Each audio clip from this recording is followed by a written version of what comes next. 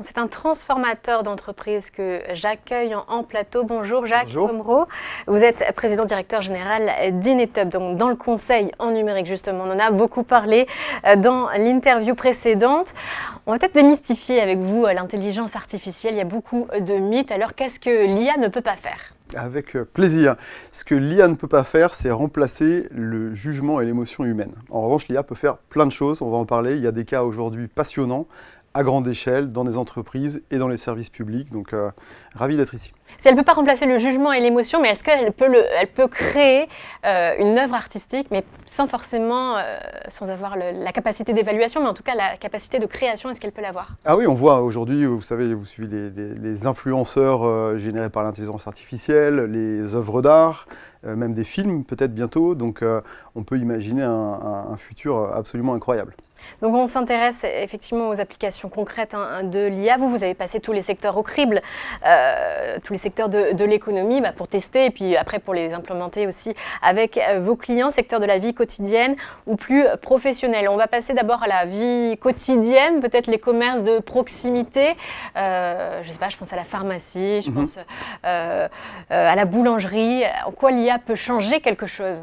Alors, l'IA, si vous prenez un pas de recul et vous regardez ce que dit le FMI par exemple, ils disent que 40% de tous les jobs mondiaux vont être impactés d'une façon ou d'une autre par l'IA, et c'est 60% dans les économies développées. Donc la question c'est concrètement, ça veut dire quoi ? Alors, typiquement, la paperasse. Quand vous imaginez en quoi consiste la journée d'un pharmacien, d'un médecin, d'un enseignant, d'un agriculteur, il y a beaucoup de choses à faire qui nécessitent de la paperasse, de chercher des informations, en gros des choses qui ne sont pas le cœur du métier. Ça, l'IA va beaucoup aider à rendre les métiers plus intéressants, comme on le dit. Et ça s'applique évidemment aussi dans nos métiers à nous, ceux de l'informatique, où ce qu'on dit en résumé, c'est que les métiers vont être plus intéressants pour les collaborateurs. Mais alors comment, effectivement, quelles solutions on trouve spécifiquement à des secteurs, des métiers ? Est-ce que vous, c'est justement votre rôle ? C'est notre rôle de conseiller nos clients, d'abord dans les potentialités offertes par l'intelligence artificielle générative, et ensuite, comment mettre ça en place et comment être sûr d'avoir des gains. Aujourd'hui, il y a quatre grands cas d'usage qu'on observe. Si vous regardez un peu le marché, les 4 grands sujets où l'IA marche vraiment à l'échelle, donc sur des milliers de gens, c'est premièrement l'informatique. Et on est bien placé pour le savoir. On observe des gains de productivité, des gains de qualité significatifs grâce à l'intelligence artificielle dans les métiers. Donc, qu'est-ce qu'elle fait concrètement dans l'informatique ? Alors, je vous donne des exemples. Aujourd'hui, quand vous êtes un codeur, vous êtes un développeur logiciel, votre métier, c'est de comprendre ce qu'il faut que vous codiez, donc les besoins de votre client, passer du temps à faire le code, ensuite tester votre code, et ensuite, il faut écrire le mode d'emploi, il faut documenter ce que vous avez fait. En général, ce que préfèrent les équipes, c'est coder. C'est le plus fun et c'est le plus intéressant. Sur la partie documentée, on observe jusqu'à 70% de gains de productivité parce que l'IA écrit la documentation, comprend ce que vous avez fait et l'écrit. Sur la partie codage elle-même, c'est entre 20 et 40% de gains de productivité selon les technologies. Et sur la partie test, vous avez aussi 30% de productivité. Donc le codeur en fait, produit plus en faisant ce qui lui plaît dans son activité quotidienne. Ça, c'est l'informatique, c'est le premier grand cas qui se développe beaucoup. Toutes les entreprises de big tech, etc., ont déjà ces outils à l'échelle. Oui, parce qu'ils ne sont pas étrangers Bien sûr, à l'IA et à l'innovation, donc ils l'ont déjà implémenté. Voilà. Alors, quel autre cas d'application ? Le deuxième grand cas, c'est recherche et développement. Je vous donne des exemples.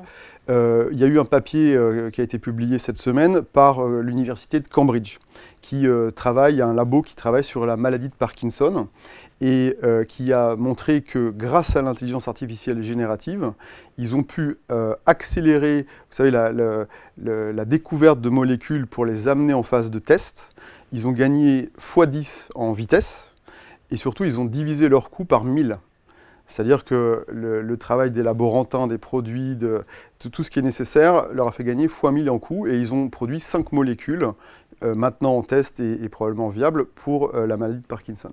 Il y a un autre cas dans la recherche, c'est ce que L'Oréal a annoncé, qui est de dire on va utiliser toutes nos données, nos formules, nos produits et faire travailler l'IA sur rendre ces produits plus soutenables, c'est-à-dire modifier les composants, etc., pour améliorer l'empreinte RSE de nos produits. Donc ça, c'est vraiment un cas qui se développe et qui va se généraliser, donc recherche-développement. Troisième grand cas, c'est ce qui est lié au contact client, c'est-à-dire commercial, service après-vente, et e-commerce, disons service client. Donc ce qu'on a par exemple ici à la grande échelle, c'est la compagnie aérienne Delta aux États-Unis qui a mis en place un chatbot avec de l'intelligence artificielle générative pour répondre aux questions des passagers, vendre des billets, etc. Ce qu'ils annoncent, c'est que grâce à ce chatbot, le volume d'appels dans leur call center a baissé de 20%. C'est-à-dire que les réponses sont suffisamment fiables, utiles pour que les clients... C'est-à-dire qu'on va encore plus loin que le chatbot qu'on voit sur un petit peu tous les sites internet. Exactement. Qu'est-ce qu'il a de plus? Il a de plus le fait que, d'une part, dans beaucoup de sites internet, en fait, c'est un humain qui est derrière, dans un call center et qui chatte avec vous sans que vous vous rendiez compte. Oui, mais parfois, c'est des cases avec plusieurs réponses. Voilà, c'est pas très convivial. Là, en fait, vous avez l'impression de chatter comme sur WhatsApp avec un humain, sauf que c'est pas un humain, qui peut avoir accès à la tarification, vous dire où est votre bagage perdu et qui en fait va piocher dans les systèmes d'information de l'entreprise pour vous répondre comme le ferait un humain. Donc on a des cas là-dessus qui sont, on va dire, optimiser le service client et on l'a vu dans les annonces autour de téléperformance notamment, il y aura une révolution dans les centres d'appel. Mais on a aussi des cas qui permettent de mieux vendre et plus vendre. Un exemple, c'est C'est un meilleur commercial, l'IA, oui. Alors, c'est un bon commercial, on va dire, virtuel. C'est pour les gens qui... Il sait jouer sur les émotions, détecter les craintes.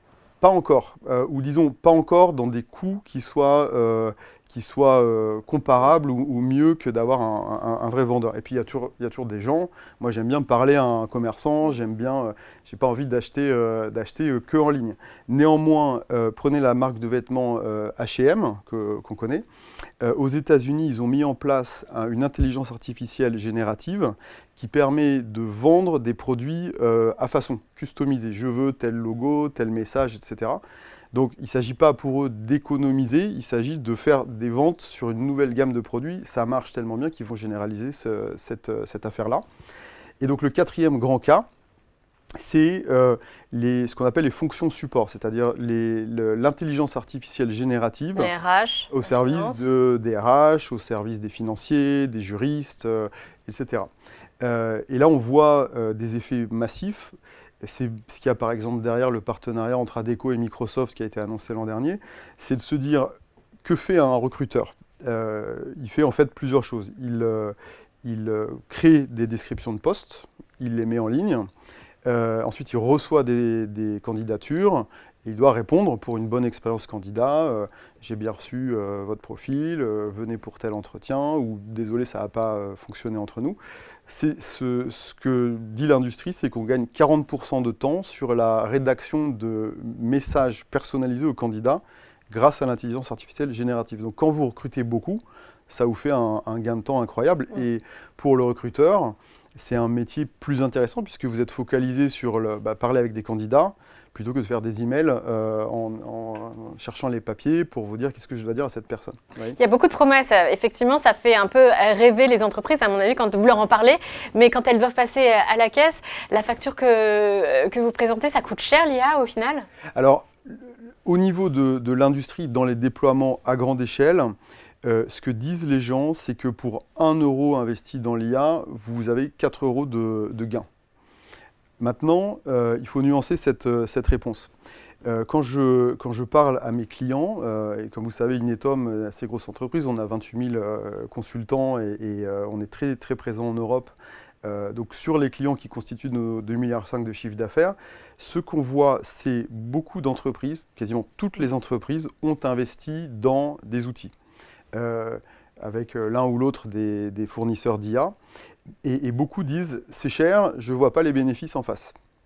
Et ce que l'on essaye de faire pour eux, c'est de les aider à comprendre que pour avoir les bénéfices, il faut considérer ça comme un projet d'entreprise, c'est un projet de direction générale.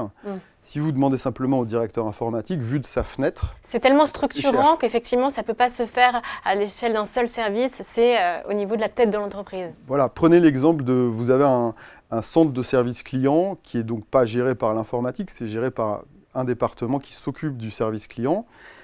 C'est là que vous aurez des gains d'efficacité, où vous allez vendre plus, voir mes exemples précédents. Mais les coûts pour faire ça sont supportés par l'informatique. Il va falloir payer des licences, il faut payer des gens comme nous pour mettre en place le système et le maintenir à jour. Donc, à moins de voir les deux ensemble, on ne peut pas voir son intérêt financier. Il faut vraiment considérer les deux comme un projet d'entreprise. Et notre expérience à nous de déploiement interne à grande échelle confirme ça, c'est-à-dire que si vous voulez vraiment avoir les gains de cette intelligence artificielle, il faut le considérer à l'échelle de divisions entières, de départements entiers. On ne peut pas couper par petites tranches de cas d'usage, parce que oui, les cas d'usage marchent, mais ça ne suffit pas à trouver votre équilibre économique. Il faut y aller pleinement donc, dans l'IA. Merci beaucoup Jacques Poivreau, PDG d'Inetum, d'être venu nous parler d'intelligence artificielle.